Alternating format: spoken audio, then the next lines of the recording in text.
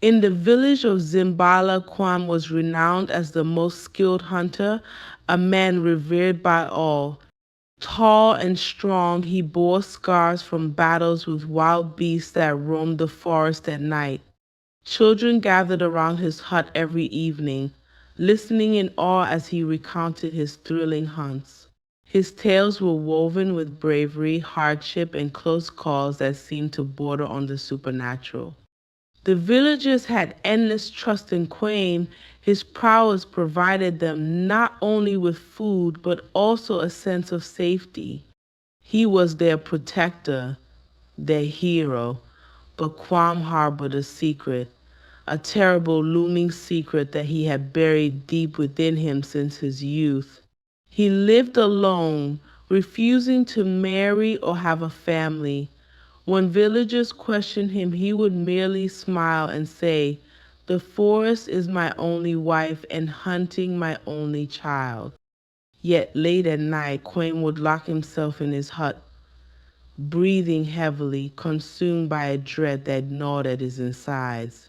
For years, he had been successful in hiding his burden, but he knew that secrets could not remain hidden forever. It was during the harvest season when little Amma, the chief's youngest daughter, suddenly fell ill. She had been playing by the river when a sharp scream echoed through the village.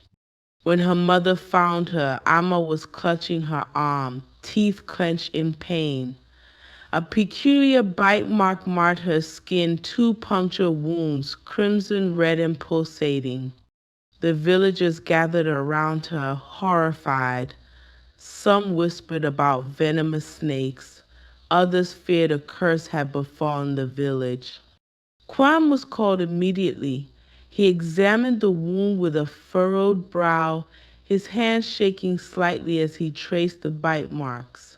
Deep down, something within him stirred. He knew the shape of those punctures, had seen them before. They haunted his nights, a reminder of the curse he carried. A wave of guilt washed over him, but he maintained a calm demeanor. He instructed the villagers to bring herbs, ointments, and whispered prayers to heal the child. Yet he knew that no herbal remedy would help against the darkness lurking beneath that bite. The chief summoned Naa, an elderly healer known for her deep knowledge of medicinal plants and charms. She arrived, clutching her walking stick and muttering incantations. Her wise eyes narrowed as she observed Amma's condition. She felt the girl's pulse, examined her skin, and chanted softly. After a long silence, Na looked at the chief and the villagers surrounding her, a glint of worry in her eyes. "This is no ordinary bite," she said solemnly. "It is venomous, yet not like any snake venom I've encountered before." The villagers shivered as Na continued. "There are curses that take the form of animals, spirits that shift their shapes under the night sky." The crowd murmured uneasily. The healer's words seeped into their minds, planting seeds of fear. Some looked to Kwam, their protector, wondering if he could shield them from this invisible threat. But Kwam avoided their eyes, his heart pounding in his chest. He knew what Na's words meant. His secret was inching closer to the light, and he was powerless to stop it. As Amma lay feverish and unconscious, Quain retreated to his hut, memories flooding his mind. He had first learned of his curse as a young man. On the night of his first hunt under a full moon, he had been overwhelmed by an uncontrollable urge. His body writhed in pain, twisting and contorting until he felt his skin change. Horrified, he had looked down to see his form shifting, transforming into the slithering body of a snake. His voice had vanished, replaced by the eerie hiss of a creature bound to darkness.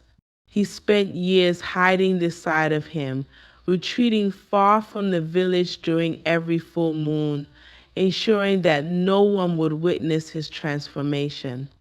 But now, as he thought of Amma's suffering, a gnawing fear gripped him. Had he, in some subconscious state, been responsible for this? The memory of the last full moon haunted him. He had felt something strange, a pull toward the village, but he had fought it. Yet he could not recall his actions entirely, his memory foggy, as if shrouded in mist. Word of Amma's mysterious affliction spread through the village, igniting fear among the villagers. Parents kept their children close, forbidding them from wandering near the river or into the forest. Shadows seemed to linger longer, and even the bravest hunters hesitated before stepping into the dark. Rumors began to swirl, some claiming it was the work of an evil spirit, others speculating that a hidden enemy wished harm upon them all. The tension grew thick, pressing on their hearts. The chief grew desperate, holding council meetings to decide on the village's next steps. But every suggestion led to an uncertain conclusion, and hope seemed to slip further away. They continued to rely on Na's remedies, yet Amma's condition worsened each day. All eyes turned to Quain, who remained silent, his face unreadable. Whispers began to stir, and questions were whispered behind closed doors. The villagers looked to him for strength, unaware that he bore the secret of a monster lurking within. As days passed and Amma's fever climbed higher, the villagers' respect for Quain began to waver. Whispers that once praised his hunting skills transformed into murmurs of doubt. Why doesn't Quain have a solution? They asked each other. He knows the forest better than any of us, yet he hasn't found the creature responsible. In Quaim's absence from the council meetings, some even started to speculate. It's almost as if he's hiding something, one woman said, her voice barely above a whisper. Or perhaps protecting something. The villagers exchanged wary glances. The tales of beasts and spirits that could take human form grew louder in their minds. Suspicion took root, turning old friends and neighbors into uneasy strangers. They watched Quaim's every movement, each gesture interpreted as a sign of guilt or innocence, fueling the silent storm brewing within the village. As the next full moon approached, Kwame's dread deepened. He spent his days wandering the outskirts of the village, avoiding the suspicious glances and murmurs that seemed to follow him everywhere. At night he sat alone in his hut, feeling the pull of the curse stirring within him. The transformation was like a storm building inside his veins, an unstoppable force.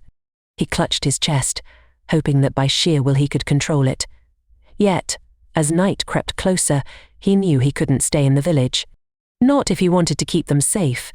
And so, just as dusk began to settle, Quam slipped quietly from his hut, disappearing into the forest.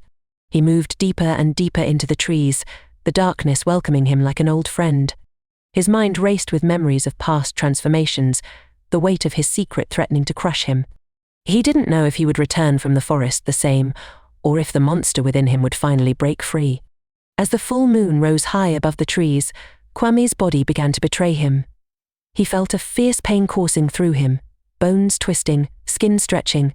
His human consciousness faded, replaced by the instincts of a creature that slithered through the shadows, cold-blooded and devoid of mercy. In that moment he lost all control, his mind submerged in darkness. The serpent within him uncoiled, large and menacing, its scales glistening under the moonlight. Guided by some primal urge, it slithered toward the village, moving silently through the undergrowth. Though Kwame had no awareness in this form, some trace of him lingered, desperate to break free, to control this monster he had hidden for so long. Yet he was helpless, a mere passenger within his own body. The snake moved with singular purpose, its eyes gleaming with an unsettling hunger, as it slithered closer to the homes of the innocent villagers. Near the edge of the village, young Ni, a curious boy who often ventured where he shouldn't, caught sight of a shadow moving through the trees. He squinted, his heart racing as he saw the giant serpent glide silently toward the village. It was unlike any snake he had seen before. Its scales shimmered unnaturally, and it moved with a deliberate, almost human-like purpose. Niai's heart pounded, but he couldn't look away. He crouched low, watching the creature as it approached a familiar hut, Kwame's hut. He gasped, covering his mouth with his hand, fear gripping him. The snake paused near the doorway, and for a brief moment, Nii saw its eyes. They were not just the eyes of an animal, but something more, something that sent chills down his spine.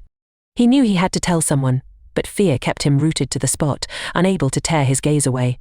The next morning, Nii ran to the chief's hut, his face pale and his voice trembling as he recounted what he had seen. His words sent a ripple of shock through the village, and the chief immediately called a meeting. By now, Amma's condition had worsened, her small body weakened by the strange venom coursing through her veins. The villagers gathered in the center of the village, their eyes wide with fear and anticipation. One of the elders stepped forward, addressing the crowd with a voice that wavered with age and fear. "Our village has been cursed," he said. "A creature hides among us, taking the form of a man by day and a beast by night." All eyes turned to Kwame's hut, his absence glaring and ominous. The pieces of the puzzle began to fall into place, and the villagers gasped in horror. Their protector, their celebrated hunter, had become the very creature that now threatened their children. The chief, accompanied by a few brave villagers, approached Kwame's hut. They found him inside, his head bowed and his shoulders heavy with exhaustion. He looked up, sensing the accusation in their eyes. The chief, who had once trusted him completely, now looked at him with a mixture of anger and sorrow. "Kwame, is it true?" he demanded. "Are you the creature that has brought this curse upon us?" Kwame's face was pale, his eyes shadowed with guilt. He did not answer immediately, and his silence only confirmed their fears. Finally he spoke, his voice barely above a whisper. "Yes," he admitted, "I am cursed. I never meant for harm to come to the village." His words, though honest, did little to ease the fear in the villagers' hearts. They stared at him, horrified, wondering how long they had lived beside a monster without knowing. The villagers debated over what to do with Kwame. Some demanded that he be cast out, banished from the village to prevent any more harm. Others argued that his curse was too dangerous to simply be set free, suggesting that he be imprisoned or worse.